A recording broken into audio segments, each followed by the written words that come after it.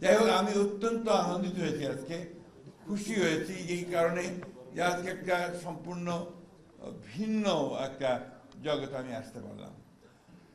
আজকে সকালে খুব মনটা খারাপ হয়ে গিয়েছিল খবরের কাগজের একটা রিপোর্ট দেখে, যে একটা জরিপ সংস্থা তারা জরিপে লিখেছে যে বাংলাদেশের তরুণরা মাত্র শতকরা 1.87% যারা রাজনীতিতে আগ্রহী। তো এটা আমার জন্য একজন রাজনীতিবিদ হিসেবে খুব একটা ভালো সংবাদ না। তারপরে আজকে এখানে এসে অবশ্য আমার আশা বেড়েছে। আমি নতুন করে আমি এটা আশাবাদ নিয়ে যাচ্ছি যে না, আমাদের তরুণরা এখন অনেক অনেক বেশি আমাদের চেয়েও তারা যোগ্য হয়ে উঠছে এবং তারা এই দেশে ভবিষ্যতে তারা আরো বেশি বড় ভূমিকা রাখতে সক্ষম হবে। আমরা যারা পুরনো মানুষ, সেই কিছুক্ষণ আগে বলছিলেন তোফাজ্জল হোসেন মানিক সাহেবের কথা বা আপনার জহুর আহমদ সাহেবের কথা, তাদের সময় থেকে আমরা দেখছি মাওলানা আব্দুল হামিদ খান ভাসানী ইত্তেফাকের প্রতিষ্ঠাতা ছিলেন। তো এইগুলো আমরা দেখেছি আপনার সাংবাদিকতা। আমরা যখন ছোট স্কুলে পড়ি, আমি কিন্তু মফস্বলের ছাত্র, এখানে প্রায় সবাই বোধহয় ঢাকারই ছাত্র হবে, আমি মফস্বলের সেই তখন পাকিস্তান আমলে একটা প্রতিযোগিতা হতো এবং সেই পাকিস্তান স্টুডেন্ট উইক, সেখানে এই তর্ক বিতর্ক, স্টেম্পল স্পিচ, এইগুলো আবৃত্তি, এই সমস্ত বিষয়গুলো নিয়ে জেলায় জেলায় প্রতিযোগিতা হয়ে ঢাকায় এসে এখানে আপনার একটা ভাইরাল প্রতিযোগিতা হতো। তো সেখানে আমার আসবার সুযোগ হয়েছিল যখন আমি ক্লাস 9 পড়ি। তখন দেখেছি যে তর্ক অর্থাৎ বিতর্ক, এটা কিন্তু অত্যন্ত গুরুত্ব দেওয়া হয়।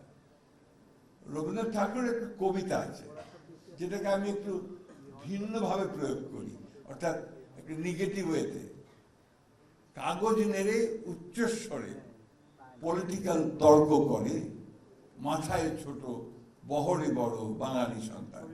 অর্থাৎ সেই তখন থেকেই এই তর্ক ব্যাপারটা কিন্তু আপনার ওইভাবেই বাঙালি সমাজের মধ্যে এসেছে। এটা আমি নেগেটিভ হয়েছে বলি এই জন্যে, তারপরের যে লাইনগুলো আছে সেটা হচ্ছে, ইহার চেয়ে হতেন যদি আরব বেদুইন, চরণতলে বিশাল মরু দিগন্তে বিলীন, ছুটছে ঘোড়া উঠছে বালি চলেছে নিশিদিন। অর্থাৎ গতিবাগের কথা বলা হয়েছে। তো আমি একটু সমালোচনা করতে গিয়েই ওই মাথায় ছোট বহরে বড় বাঙালি সন্তান কথাটা বলতাম।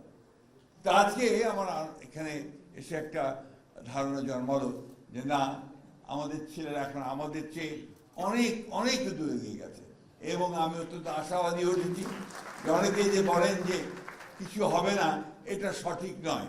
অনেক কিছু হবে এবং বাংলাদেশে অবশ্যই আমরা মাথা উঁচু করে দাঁড়াতে পারব। হ্যাঁ, তর্ক আছে, বিতর্ক আছে, মতের অমিল আছে।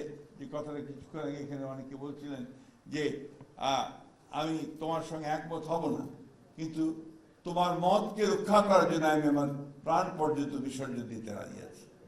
আমরা এটা দিয়ে বিশ্বাস করি। আমরা লিবারেল ডেমোক্রেসিতে বিশ্বাস করি। আমরা বিশ্বাস করি যে আমার কথা বলার স্বাধীনতা থাকতে হবে, তোমারও কথা বলার স্বাধীনতা থাকতে হবে, এবং এটাই হচ্ছে উপযুক্ত একটা ডেমোক্রেসি। বাংলাদেশের দুর্ভাগ্য যে বাংলাদেশি গণতন্ত্রটা চর্চা হয়নি। ওইটা বোধহয় সম্ভবত লিগেসি অফ পাকিস্তান পলিটিক্স থেকে এটা এখানে হয়নি। আমরা এটা দেখেছি খুব অল্প সময় ধরে কিছুটা চর্চা হয়েছিল, তারপরে আবার সেই চর্চা থেকে আমরা দূরে সরে গেছি। আমার দুই দলের বিতর্ক শুনে খুব ভালো লাগছিল। তো একটা আমার আপত্তি আছে, এই যে আপনার মাননীয় প্রধানমন্ত্রী আর মাননীয় স্পিকার কথা, এটাকে আমরা বাদ দিতে পারি না।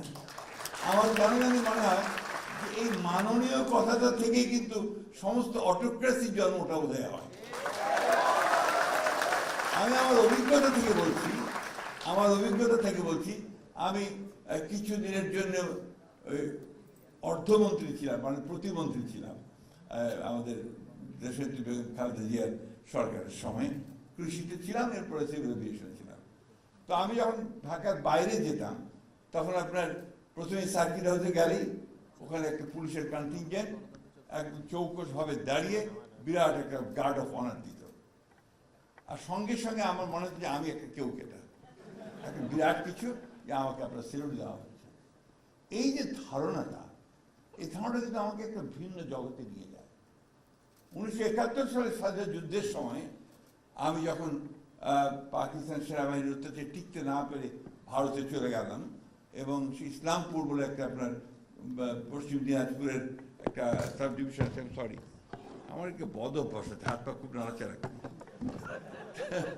তো যে কারণে এগুলো পড়ে যায়।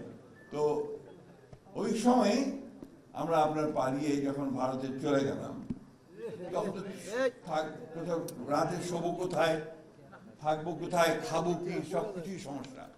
তো আমাদের একজন সুরি, তিনি দয়া করে আমাদেরকে একটা সাইকেল স্টোরের পেছনে জায়গা করে দিলেন। একটা আপনার আলমারি করে রাখা আছে, তার পেছনে একটু জায়গা, একটা মানুষ বড়জোর লম্বা হয়ে শুতে পারে। তো সেইখানে আপনার আমরা রাত্রে থাকার ব্যবস্থা হলো, প্রথম দিকের কথা বলছি। তো ওখানে 2 দিন পরেই ওই বিকেলবেলা ওই স্টোরের সামনে একটা জায়গা ছিল, ওখানে আমরা চেয়ার নিয়ে বসতাম, গল্প করতাম। এমন সময় ওখানে একটা গাড়ি আসলো, অ্যাম্বাসেডার গাড়ি ভারতীয়, তার উপরে একটা আপনার এই লাইট বসানো, সিকিউরিটি লাইট বসানো। গাড়ি থেকে নামলেন এক বয়স্ক ভদ্রলোক, আপনার ধুতি পরা, এবং আপনার সামনে আপনার একজন মাত্র ব্যক্তি, তার হাতে বোধহয় সম্ভবত একটা ভেতরে বন্দুক ছিল, অর্থাৎ একটা গানম্যান। আমি লক্ষ্য করে দেখলাম যে উনি ভদ্রলোক বিহারের চিফ মিনিস্টার কর্পূরী ঠাকুর, একটি প্রদেশের, একটি রাজ্যের প্রধান মুখ্যমন্ত্রী। তিনি এসছেন ওই জায়গায়, খবর পেয়ে যে এখানে কিছু বাংলাদেশ থেকে লোক এসছে যারা যুদ্ধ করছে, তাদের সঙ্গে কথা বলতে। তিনি একা শুধুমাত্র তার একজন দেহরক্ষী নিয়ে তিনি সেখানে এসে উপস্থিত হয়েছেন। আর আমাদের এখানে আমাদের যেই মন্ত্রী হয়ে গেল, সেই সম্পূর্ণভাবে ভিন্ন জগতে চলে গেল।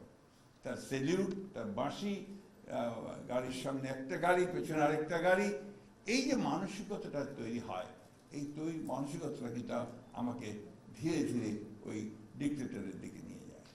আমি কথাটা সেই জন্য বললাম যে মাননীয় কথাগুলো বাদ দিয়ে কথা বলতে করলে mister speaker, mister prime minister বলে তো যথেষ্ট হয়, তাই না? আমরা মনে হয় যে আমাদের নতুন ছেলেরা এই বিষয়টা চালু করবে, তাহলে আমি মনে করবো যে অন্তত একটা বিষয়ে আমরা আমাদের কালচারের একটা জায়গাতে পৌঁছতে সক্ষম হব। সময় তো ভালো যাচ্ছে না এখন, অনেকেই অনেক কথা বলছেন, অনেকেই মন খারাপ করছেন, ভালো রাখছেন। আমি সবসময় খুব আশাবাদী মানুষ, বয়স আমার অনেক, কিন্তু আমি আশাবাদী মানুষ। আমি মনে করি যে এর পরে ভালো সময় আসবে, আরো ভালো সময় আসবে, এবং আমাদের এই ছেলেরা যারা আজকে এত চমৎকার অনুষ্ঠান করছে, এত চমৎকার চিন্তা করছে, এত চমৎকার ভাবছে দেশ নিয়ে নিজেকে তৈরি করার জন্য, সেখানে নিঃসন্দেহে আমার ভবিষ্যৎ অত্যন্ত ভালো। আমি ভবিষ্যৎকে ব্রাইট দেখি, আমি উজ্জ্বল দেখি। আমি শেষ করব, আমি যারা এটা আয়োজন করেছেন তাদেরকে আন্তরিকভাবে ধন্যবাদ, কৃতজ্ঞতা জানাতে চাই যে তারা একটা অত্যন্ত সুন্দর ভালো একটা কাজ করছেন, যে কাজগুলো আমাদের নতুন প্রজন্মকে, কি যেন বলে তোমার জেনে কি বলে, জেনে বলতে আরো ছোট নাকি, আরো ছোট। তো এই জেনজির সঙ্গে আমাদের পরিচয় খুব কম, তো সেখানে ওই পরিচয়টা বলে আর বাড়ানো দরকার। আরেকটা বড় একটা গ্যাপ আছে কিন্তু, যেটা হচ্ছে যে ঢাকাতে যে চিন্তা ভাবনা, আমার ঠাকুর গায়ের নাড়গুলো কিন্তু সেই চিন্তা ভাবনা না।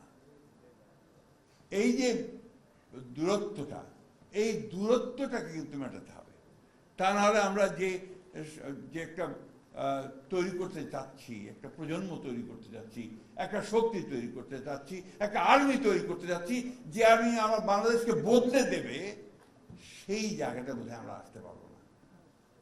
আমি অনুরোধ করব, আমি আয়োজকদেরকে, আমি অত্যন্ত গর্বিত বোধ করছি যে আমি তাদের সঙ্গে ছিলাম অনেক আগে, ঢাকা কলেজের ছাত্র ছিলাম অনেক আগে, সেই বাংলাদেশ সৃষ্টির আগে 1963-65 সালের ছাত্র ছিলাম, আর শিক্ষক হয়েছিলাম 73-75 সালে, ওই সময়টাতে। তো আমার মনে হয় এই কাজটা তারা আরো ভালো করে করতে পারবে। আমি আবারও আন্তরিকভাবে তাদেরকে ধন্যবাদ কৃতজ্ঞতা জানাই। আজকে যারা এসেছেন তাদের কথা শুনে আমার খুব ভালো লেগেছে। আমি আশা করব বিশেষ করে যারা প্রফেশনালস আছেন এখানে কয়েকজন অত্যন্ত উঁচু মানের প্রফেশনাল, তারা ছেলেদেরকে বলেছেন যে কি কি করা দরকার, কিভাবে আরো সামনের দিকে এগোনো যায়, এই বিষয়গুলো নিয়ে আমরা যদি সামনের দিকে যেতে পারি নিশ্চয়ই আমরা করব জয়। ধন্যবাদ।